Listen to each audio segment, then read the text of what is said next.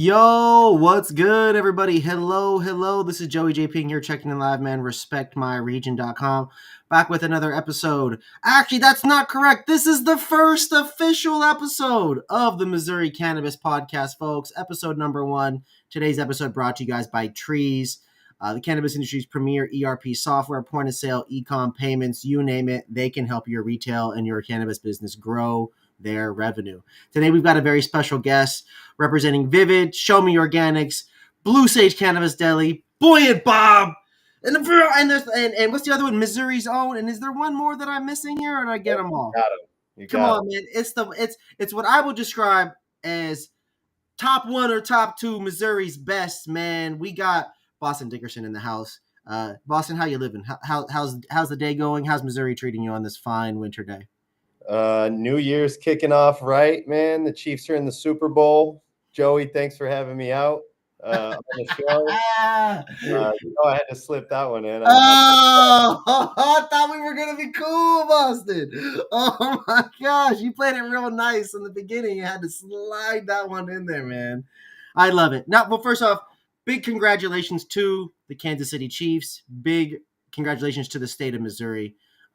Big congratulations to Kansas, too, because it doubles that's their team, too.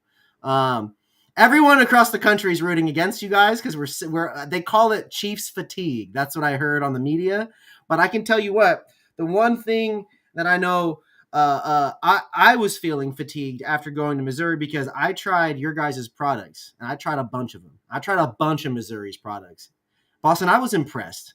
I don't know why I doubted Missouri. I don't know why I doubted that there was bad weed in other places like Cali and Seattle and Colorado. Like there's only good weed in Oregon, like all these places, right? Like, I don't know why I doubted it, but I was so impressed with your guys' brand, the products you created, the variety of brands. I was so impressed with your retail store. I was impressed with your competitors as well. There was just really, really good, passionate people and really wonderful products in Missouri, man. And so I'm very honored to have you here as a guest. I'm interested in learning a little bit about your story, how you, young CEO, young founder, how you got into cannabis and how you built this brand. You know, there's a lot of people that have come before you that have not done this so successfully. So I'm interested in learning a little bit about those things. Feel free to dive right in. Let's get on this.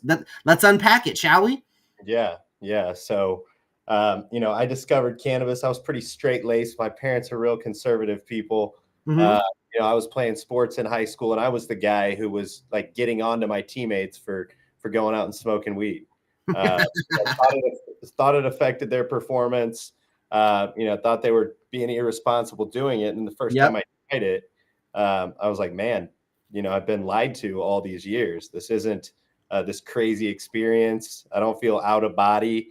Like, I actually feel a little bit more calm and like I could go about my day. So, since I discovered cannabis, it's been instrumental in my life and my family's life, helping certain ailments. My dad broke his back in the 80s. Again, real conservative guy, never tried cannabis until he was 65.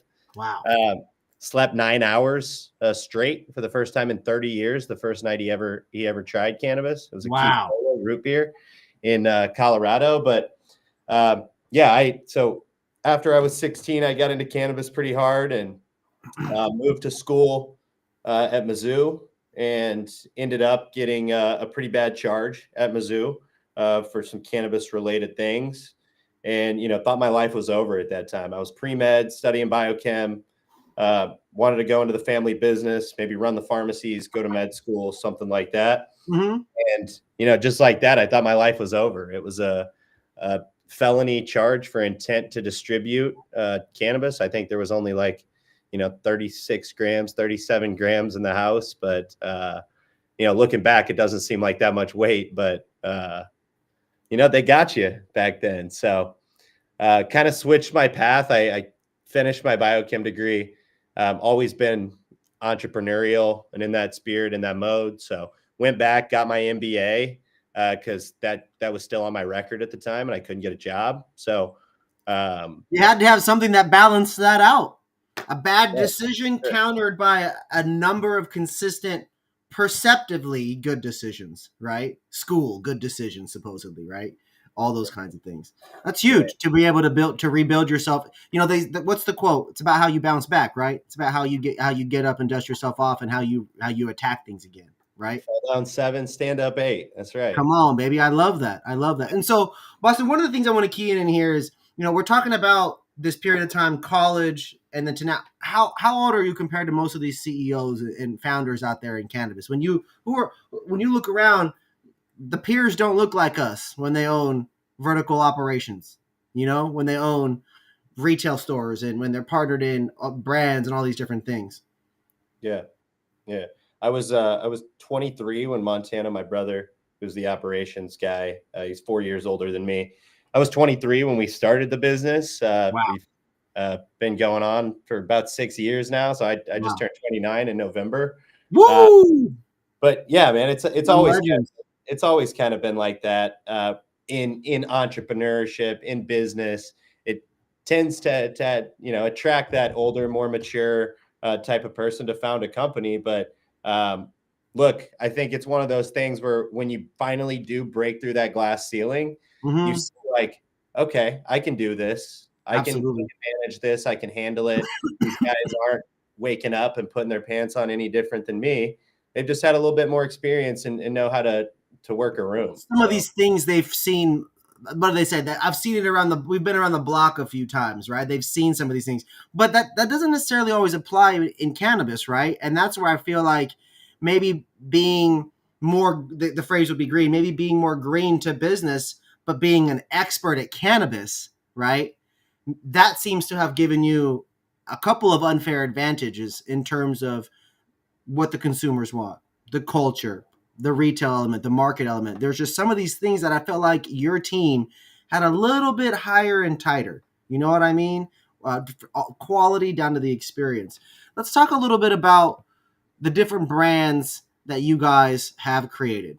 And let's start off with, you're wearing Vivid gear. So we've got Vivid, we've got Show Me Organics, we've got Missouri's own, we've got Buoyant Bob.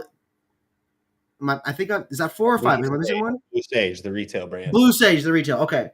How did you guys determine these brands? What was that conversation like? Was it a round table? Were you high? Was it dabs? How did you guys come up with this awesome, cohesive unit of brands and retail? Yeah. So, the parent company is called Show Me Organics. That's not one that's advertised too much. A lot of people don't know us by that. Okay. That was the original LLC I created for these applications. And that's to signify, a lot of these other brands that came in, they're not from Missouri. I was born and raised here, know the landscape, know the people around, have good relationships, and, I've committed a lot of myself to giving back to the community here in Kansas City and Missouri as a whole. So that's kind of how we got Show Me Organics. And then Vivid is our flagship brand. And what we try to put our most quality products through. There's kind of a rigorous scale that we use when we're going through the development process on a new SKU, new strain, new flavor, whatever it is. And that Vivid name comes back to, the first time I got high, I told you that this is not like everybody's been telling. Yeah.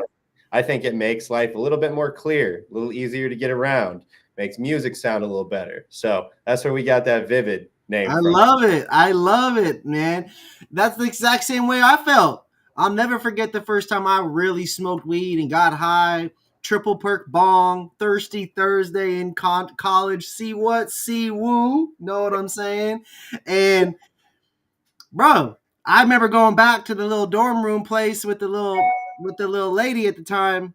That experience was an experience. And then listening to music after that was like, oh my God, why can I feel the music in my body? Like, why can I, like, why is my laptop colors, like, why is it so vibrant, right? It's so vivid. Yeah, why is it so vivid? And I love that. Okay, so that's for Vivid. You've got a couple other brands with some great products. Let's skip to one that I thought was the kind of the funnest one, which was Buoyant Bob. What's that one all about? Yeah, so everybody was so serious in the medical market. They're so focused on, the explaining all these terpenes and compounds, cannabinoids, right, to all these new consumers who are coming in. And we hired a chief marketing officer. You've met Tony. He put us in touch here. Shout out Big Tone. 2021, early on, Tony's a professional marketer and was with agencies in San Francisco, from Missouri, knows a lot about weed, is passionate about the industry. So we brought him back, and me and him were just rapping on the phone one day after a joint. He lives in St. Louis. I live in Kansas City. And we were like, man, Rec's about to happen here in the next year. We got to come up with something fun, a little bit more playful, something outside the box. And we just started spitting out names. And as soon as he said Buoyant Bob, I was like, that's the one. That's pretty cool. It's got that classic fun alliteration. Bob's a fun short name, goofy character potentially or possibility. I like Bob's Burgers. I've never seen an episode of Bob's Burgers, but I know that it's fun, goofy, and entertaining, right? And so I like that. Immediately that Buoyant Bob was like, oh yeah, that's these guys having a good time. I like the colors, that baby blue, that sky, that Missouri sky blue, beautiful. And then what about Missouri Zone? I felt like when you guys chose that one, you guys were trying to make like a stamp, like these gonna be the best. It's gonna be something that Missouri's proud of through and through. No, yeah, that's exactly right. So, our gummies were originally called, even the distillate gummies that came out were under the Vivid line as soon as it came out here, early 2021. And then all these other brands, Wana, Wild, the out-of-state companies who had a lot of brand equity came into the space, and a lot of distillate.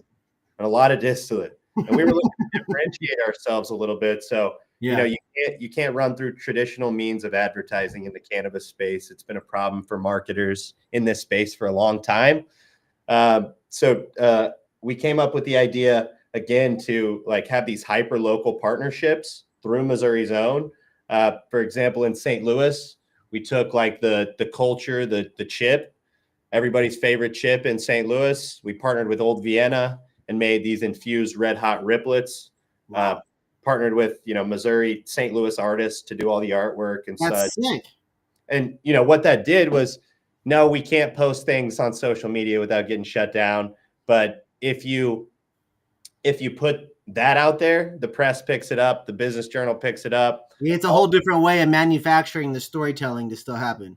Smart. Exactly. Very smart. Through collaboration. Everybody, cannabis industry, take notes. All of you guys complain. This is a great example of working with your local community and getting press and coverage and marketing. Wow, this is amazing. I love it. And guess what? It looked dope. It was done in a sick-ass way. Props. Now, I'm not familiar with that brand, though. So that's sick because when I looked at that box, I saw your guys' stuff. Like all I could see was your guys' iconography and your guys' colors of that. And I love that because now as somebody who's not from there, I'm not going to be familiar with your guys' local brands like that. Right. Right. But weed for sure. Okay. So there was, I want to touch base on some of the individual products for some of these brands. Right. Was there any other brands? Am I missing one? So Blue Sage. Blue Sage, the retail. I don't know why I keep forgetting Blue Sage. So Blue Sage had we went to the one in St. Louis. Went to the one in St. Louis, High Point, probably. Yeah. Beautiful location. Really enjoy. If I'm not mistaken, I believe there was like a vendor day activation going on there when we were visiting, and he was really educated and a good time. That was fun. And your guys' products was great. Why retail? What an interesting, is because you could, because of the plan, because you wanted to. Tell me a little bit about the decision to get into retail, because that's not an easy task. Yeah, so we kind of built the vertical backwards. If you look at it, we ended up we didn't apply for cultivation early on in the industry. I didn't know if we could, raise the money for one, get the institutional investors or private investors behind us. So we applied for retail and manufacturing to start, and we were awarded 2 retail locations in Southwest Missouri. Wow. So that's kind of how we got started, and then built the vertical backwards. My brother's experience being in manufacturing, and then pretty soon we knew we needed to control the whole supply chain. So got that done in through acquisition. But, our family's background, my mom's background's in retail pharmacy. She's a pharmacist. Wow. And I feel like, that whole vibe, the corner store deli vibe, it really comes from like her owning and operating independent pharmacies, and that mantra that was put in Montana and I from the time we were 5 years old, like Yeah. behind the counters, So It was never going to be good enough just to be the regular dispensary format. Your version of retail was always what you grew up with. Right. No, that's correct. Where you walk in and you're helped right away. The person at the front desk knows your name. You have that personalized experience, and it's like it's like a corner drugstore before Walgreens and CVS bought everything up. Now, if you had in terms of you're obviously the big boss. You got your brother and fam. Is there other family members also there? Are there other Dickersons in the fam in the business? No, just my mom and dad who they're semi-retired now. My mom will help with some retail stuff if we ever need her to go down and send a boot camp down there. Let's go through mama's boot camp. That's amazing. That's right. And then my dad, we're in Kentucky right now. I've got him looking for new properties with landlords. He likes helping out that way, and it keeps him busy. So that's awesome, man. How cool is that? So many people's goals is to get away from the fam and go live their life. And yet you guys were able to come back full circle and be able to do this and build a team. And now you've got success over the last 6 years, enough to be able to expand. And you said this into Kentucky, which people had no clue. That's one of the states a lot of people don't even know anything about. Number one, in America, we don't know a lot about other states. We tend to just know whatever our sports teams are and kind of learn it that way, or if we visit it, right? Or we got some family over there. But we don't really learn a lot about these other states. Kentucky has legal weed now. So what is that like for you guys going from Missouri to Kentucky? What are some of the major differences you've noticed, or what are some of the ones that just stand out initially, Boston? Yeah, so Kentucky had a lottery late last year for 48 retail licenses and 16 cultivation licenses, 10 manufacturing licenses. We were lucky enough to get one of the small cultivation licenses out there. And then we are partnering on a couple of retail stores and a processing license. So hopefully here at the end of 2025, you'll be able to find Vivid and Buoyant Bob in Kentucky. That is crazy. Buoyant Bob to Kentucky. Now, I wanted to go back and touch on the specific products within each of these brands. Buoyant Bob distillate vapes. Was there any other SKUs within that? Yeah, we've got a 100 milligram distillate Raft gummy, and then we also have a 50 milligram Bob Raft rosin gummy. I love that, dude. That's sick, dude. That's sick. Okay, then what about for the Missouri zone? I know it's edibles. Are there any? What are the quick flavors on those? Or if there's a ton of them. Just what's your favorite? Top 3? Yeah, my top 3, I'd say in the Missouri zone edibles category, it's got to be that blackberry with CBN in it. Yeah. The peach with CBG. It's a lower dose. It's a 5 milligram. Most of them are 10s. And then the raspberry, it's just a straight 10 milligram distillate gummy, but that probably has the best flavor out of all of them to me. That CBD one or that CBN one was fantastic, man. Even now, I'm still wishing I had more of those. Gosh, it was such a great tasting blackberry experience, and the sleep was so refreshing. Now let's slide over to Vivid. I vaguely remember. It's because they were a higher potency, which is why I vaguely remember. But I remember these rosin gummies with the Florida Kushes, right? Were they rosin or were they full spec? Yep, they're rosin. So we have the Florida Kush rosin gummy, strain specific rosin goes in there. Smacker. 15 milligrams per. And then we have 2 live resin gummies, a purple Kim and a lemon haze. Wow. I guess 3 live resin gummies, and then a high dose orange cream that's 25 milligrams. Orange cream. Yeah, 15 milligrams on those Vivid ones. That's fine. I was wondering why I felt like when I had 3 or 4 of them, it was too much. But when I ate 2 of them, it was like perfect. That was my dose, is 30 milligrams to a T. Yeah, that rosin, that 15 hits you like 20, 25 for sure. Right? Yeah. Now, I'm going to ask a couple questions that are going to help share your perspective on like what it's been like building the business. We're going to dive into the different sides of the company, cultivation, extraction, edibles, just real briefly. We'll touch back on retail. But we're going to kind of power through some of these real quick just so that way we can get the game out there, man. I want, it's inspiring what you guys have built, man. It's super cool. It gives us hope that someone can have this idea and be able to piece the puzzle pieces together, right? And you walking us through that journey today, man, we might be able to do that for that next kid who gets in trouble at school or some shit. You know what I'm saying? You just never know. Or maybe he's collabing with you guys because he's got the next best idea, right? And so that to me is just what it's all about. So number one, first and foremost, before we get into these questions, big shout out to our sponsor. Today's episode brought to you guys actually by Vivid, Show Me Organics. Boston and his team participated on the RMR North American Weed Tour for 2024. This is that episode for that. But in addition to that, folks, we're actually about to be launching the Missouri Cannabis Podcast officially. This is the soft launch. The official launch comes in February. I wanted to have the homies, on the episode for us to kick it off. Just the timing works out perfect. So big shout out to you, man. I appreciate you guys rocking with the culture one time and giving us the opportunity to make these cool videos and to do these episodes and to tell your story. And I appreciate you guys for choosing to support us and doing that. And of course, big shout out to our partners, Trees, who gets us to these places in the overall trade show world and realm and podcast as well. So, all right, Boston, are you ready? Let's dive right in. All right. If you could name one thing that was the absolute hardest and most difficult about doing the vertical integration aspect of your company when you were bringing in the cultivation to the retail stuff you already had, right? What was the hardest part of that specific area of time? I think that one is fairly straightforward. It's the production planning. You don't realize, like, before, if Purple Kim was moving hot, I could call our boys over at Illicit. I could say, yeah, send me some Purple Kim frozen. I'll have a cart or a gummy made in a month, right? 3-4 weeks, send it out for testing, and then it hits the shelves.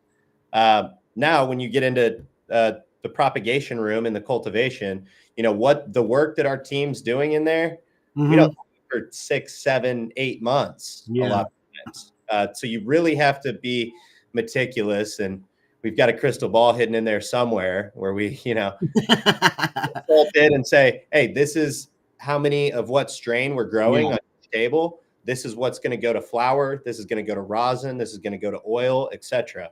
And having that 9 months out is really difficult because market conditions change, consolidation happens. People just want new or different flavors. So, and you're having to pick before all that reveals itself. Right. All right, that's got to be tough. I can only imagine. All right, so young group of guys looking for funding, right? In the beginning, looking to build the business and grow. What was the biggest piece of advice you could give to somebody to successfully find funding, right, for their thing? Yeah, one, I mean, everybody says, and I'm going to use this as my second answer. You have to just go. I got hundreds of no's. Before anybody came in. You've got to keep going, but you can't just keep going and throwing a plan at the wall that doesn't stick or doesn't work. If the plan doesn't work, 5, 6, 10 times, and you're pitching the right group of investors, the right audience, you've got to go back to your pitch and say, okay, what about this is not working? Am I not buttoned up correctly? Do I not have a good enough realistic financial model?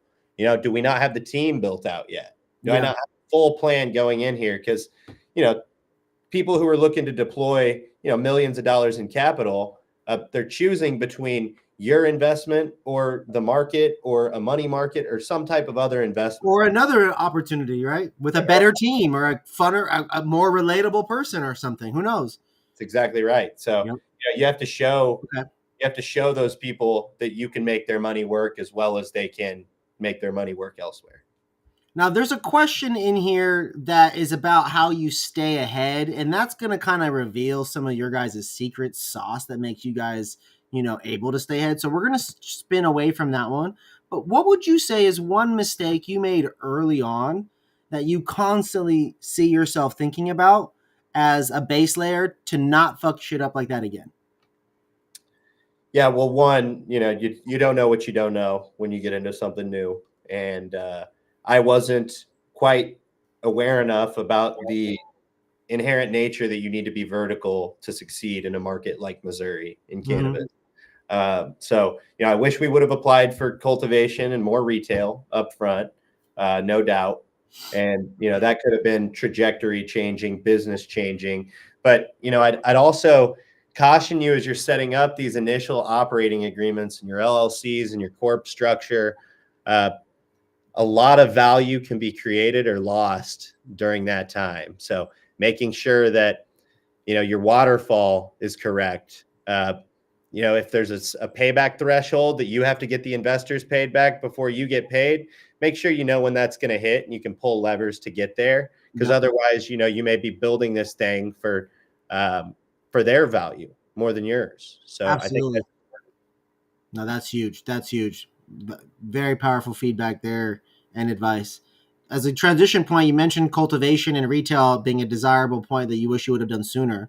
Let's talk a little bit about what makes your guys' cultivation and then eventually your retail also so successful. I think in my world, when I look at it externally, I feel like quality. I mean, these are words that a lot of people can use or they shoot to use for, but I feel like from my point of view, there's a quality that each of the items really hits on. There's a consistency that each of the items really hits on.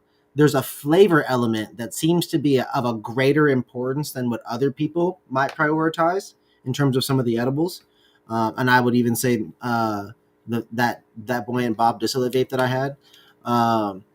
And then the retail experience was also unique in its own way, but also similar to the others as well. So, what do you feel sets your cultivation and your products that are turned into flower and smokables apart? And then second part, same question, but for retail. Yeah. So for the cultivation, this was another thing that I've learned over time. We've been growing for several years, but not at this type of commercial scale. Mm-hmm. It's different when you get into this type of commercial scale, and things have to be buttoned up and planned a little bit differently, and plants have to be quarantined before you're able to bring them in and such, so it doesn't screw up, the larger entity, the larger facility. But it really comes down to like nature versus nurture, that whole argument in humans. Mm-hmm. I like this analogy a lot, but it's the same in plants. One, it starts with a great genetic. You've got to partner with good breeders, whether that's, reputable breeders outside, or you've got somebody doing it in-house. Your buddy's doing a breeding project. That's one thing. And then the facility has to be nice, and you have to make sure the facility is nice. You've got a good team in there, and you're running data-driven decisions. A lot of these guys, the old school guys that I've met, and we have a lot of OGs in our cultivation, a lot of people who've worked with us for years, who've came into the legal market now. And those guys will tell you too, it's not now that, oh, my buddy's dad grows it this way and told us to put this on it in Colorado when we were growing years ago. It's no, we chart this data over a year, and I can tell you exactly what PHEC and volume of food each plant's absorbing in the facility. Yeah. This time last year, the year before. It's charted over a year period, and I can tell you for optimum yield and quality that Florida Kush needs more light and less water than Cap's frozen lemons. Yeah. So, it's coming into more of a science, and that's my background and my brother's backgrounds in biochemistry. So, it's important to stay with the culture and make sure you're doing things that provide for the plants and make the plants happy. But we've also got to look at the data. We're running a business and make decisions based on that. It's important when you've got hundreds and thousands of plants, you've got seeds, you've got clones, you've got different rooms and different temperatures and different moisture levels. And in some places, air is chilling over here and it creates mold or whatever. And out in forests and weird areas, there's like spider mites and stuff. Like, and in basements, there's a different problem. Like, there's all these different problems and things going all the time. Without data, it makes all of those things, which are normal, way more difficult to combat. And overall, I'll be the first to say I went there and I buy weed all over the world, guys. I buy weed all over the country consistently. We buy weed when we travel. People are always giving me some what they think is the best and just looking for feedback. And your Florida Kush, it's right up there. It's up there. Those edibles, they're delicious. Thank you. I don't know how spectacular a distillate vape can ultimately really be unless it's got a never-ending list of residual cannabinoids, I guess, right? But the reality is it's like we're looking for good tasting items with cool branding, a cool story that are effective, that taste great, that are the potency that they're supposed to be, and that over time are consistent. And I think you guys are hitting that nail on the head. And in terms of your retail situation, let's highlight what little bit about what makes that special and different in your opinion compared to the other places that you guys sell Vivid to, for example. So, Yeah. So how many do you have across the state? What cities are they in? we have 4 open right now, with a 5th to be opened in South Amazing. City in February. So we're a Wow. month Cool. out. Hell yeah. Yeah. So I think, back to that corner store neighborhood pharmacy experience. When you walk into one of our delis, people know your name. Returning customers, they know their names. They know what they like. They know what they had last time, and we make you feel like it's a comfortable experience. It's not the whole convenience store model where you're getting stuff shoved down your throat. And it's also, 85, 90% of the dispensaries in Missouri are pre-pack only. So we thought early on it'd be a good differentiator to offer a deli style experience. So we leaned into that branding. We're branded under Blue Sage Cannabis Deli. And, a lot of customers tell us when they come in, and you can see it on our reviews online, that, people will drive 15, 20 minutes past another 2, 3 dispensaries to come to ours. Yeah. I mean, the proof is really going to be there with the quality of the items. I think that's really reflective of that.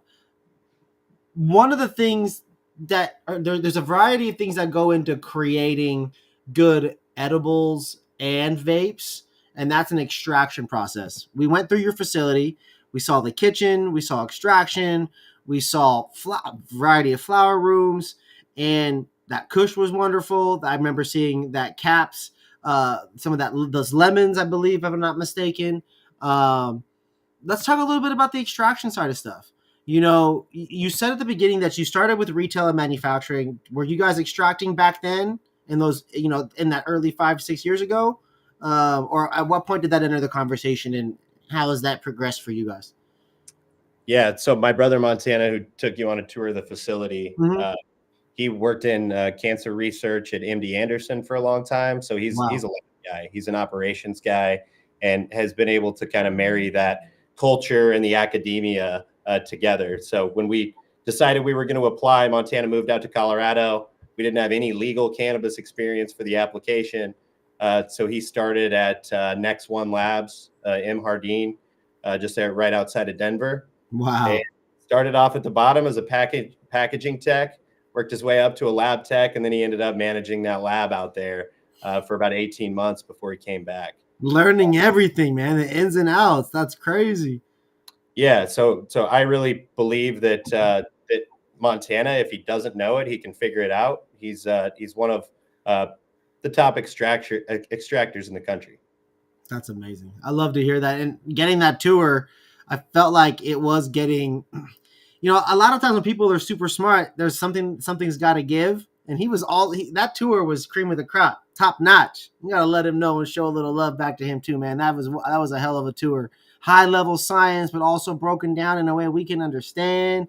Also, fire product. I think that's what makes these tours sometimes really fun, right? It's like, oh damn, that's some heat. Oh wow, this is crazy. Oh wow, that was tasty too. Okay, like let's go. Right? Come on, man. Okay, now extraction is also too can be kind of difficult, right? They call them like volatile, right? These solvents sometimes. But you guys do rosin. You guys have distillate products. Do you guys do live resin and cured resin products as well? Yeah, we do. We have hydrocarbon solventless The too. hydrocarbon solvents. Okay. What do you prefer? What do you feel really represents the highest quality for your guys' brand out of those products? I definitely prefer rosin when I get home. In the evenings, I'll roll a donut, smoke out of a rig. I prefer the rosin. I smoke a lot of our live resins too. They're sometimes a little bit higher in terpene content, but they're a little bit more harsh, just because those terpenes are Yeah. volatile compounds. And again, Yep. you're getting more of that on every hit. So yeah, I prefer rosin. I prefer the rosin gummies. But I think our team does a great job. One of our best SKUs right now are these infused Vivid 1.25 pre-rolls, and they're a gram of flower and 0.25 live resin. Ooh, Do really well. amazing. I love that. I love live resin joints as long as they're not super wet and all limp and weird and floppy. I think that's when they get to be super terpy. I like rosin ones too, but rosin's better when it's dabbed, typically speaking, than when it's smoked. But there's this balance though, hash holes and donuts, the right rosin there and the right flour just goes crazy. Okay, let's have some fun real quick. All right. We've asked a bunch of questions. We're going to have some fun. We haven't dove into the edible side of it, but I'm going to bring the fun questions into the edibles. What was the craziest flavor that never made it in your Missouri zone? Craziest flavor that never made it. So we went with these different Missouri flavors. The craziest one that made it is this pawpaw fruit. So I heard about this one. Yep. So pawpaw, persimmon also grows naturally in Missouri. So we were thinking for a fall winter flavor, we'd introduce this persimmon gummy. Mm-hmm. Well, when you put persimmon in a gummy, it doesn't, you're looking for a dessert when you bite into it, but it's kind of this like cinnamon savory taste. So that's one that we are indeed for a little while and never made to market. Pawpaw fruit and persimmons. That's crazy. Okay, what if you were gonna have any flavor of anything out there? What would be the one? Any flavor of anything out there? You talking for edibles still? Yeah, gummy.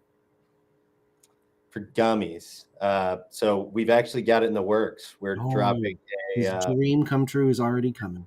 It's a new rosin. We're going single strain fruit gushers, and it's gonna taste like a fruit gusher. Let's great. Go. That little gassy aftertaste that you get from the rosin. It's awesome. Nice, dude. That's gonna be I love that. That's gonna be exciting.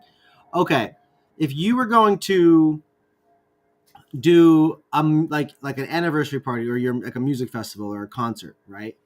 Who would be the performers? And what products would you give those people to throw out on stage? I'm going to go with Wheezy Lil Wayne because that's who I grew up listening to. Okay. My favorite rapper right now, Lil Baby. Got to see him perform in Vegas last year, so that's number 2. And then 3, I'll throw a nod to the country roots, in Missouri. I'll go Zach Bryan. Nice. Okay. Now, what is each of those artists throwing out on stage from the Vivid and Missouri Zone and Buoyant Bob, ecosystem? Yeah, so I think Zach Bryan's definitely got the joints. He's always smoking pre-rolls wherever he goes. So okay, there, and then Baby with the rosin, and I think we'd have to roll some special blunts for Lil Wayne. Ooh! Come on, baby, let's go. I love that, man. I love it. I appreciate you sharing that and getting creative with me for a second. For sure. Now, in terms of like your guys's bud tender experience, I had great interactions with them. I told you about a wonderful brand ambassador experience that I had at the store level when I visited the one in St. Louis there. I want to chat a little bit about your guys' staff, the bud tender, what makes you guys special from that regard. I know it's the plants that grow themselves, but it's the teams and the cultivation teams and those people that really bring it to life and help those terpenes and the plant shine, right? And so from a bud tender perspective and the cultivation perspective, what do you guys do in the retail level that truly makes those bud tenders get that education and be able to communicate with the people? Right? How do you really execute that neighborhoodly style at the highest level? What goes into that? Yeah, I mean, that's something that we're always working on getting better at and improving on. And I think that is, a key step in itself is just not thinking everything when you come on as a bud tender, or if you've smoked for 20 years or grown for 20 years or whatever it is. We promote a culture in the company that we're always trying to learn. We're always trying to get better. There's no bad questions. And I think our team from, Sandra and Lakin down to the GMs, Chad over at the St. Louis store that you were at, Megan, They do a great job in making sure when new bud tenders get hired at the store level, they go through the rigmarole. They're with a whole training team. They know, they get an industry deep dive. They know who the brands are, who produces what different strains produce what effects. And then, they get thrown onto the floor with some of the best bud tenders at that location at the time. So they're able to learn.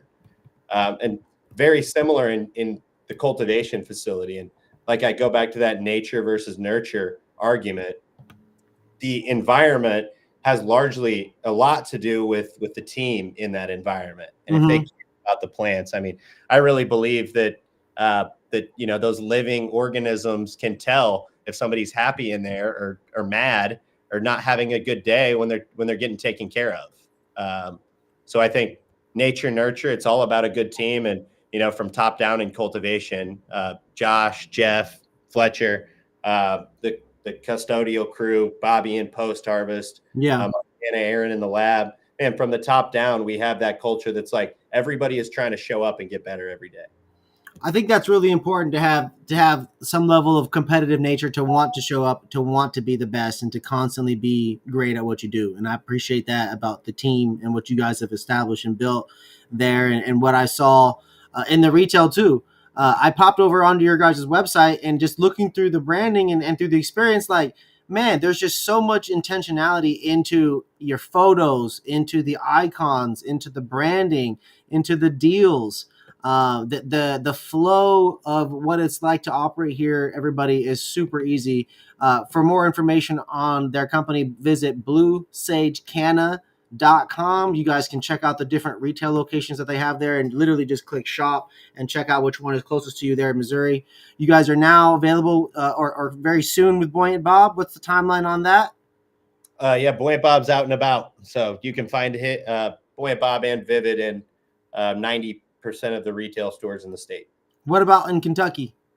Oh, in Kentucky, Buoyant Bob and Vivid will probably make a Q3, Q4 launch, depending on how quick we can put this facility up. I love it, man. I appreciate you guys for popping on. Hey, man, for all of you guys watching another episode here on the RMR Podcast Network, this is the first official one, Missouri Cannabis Podcast.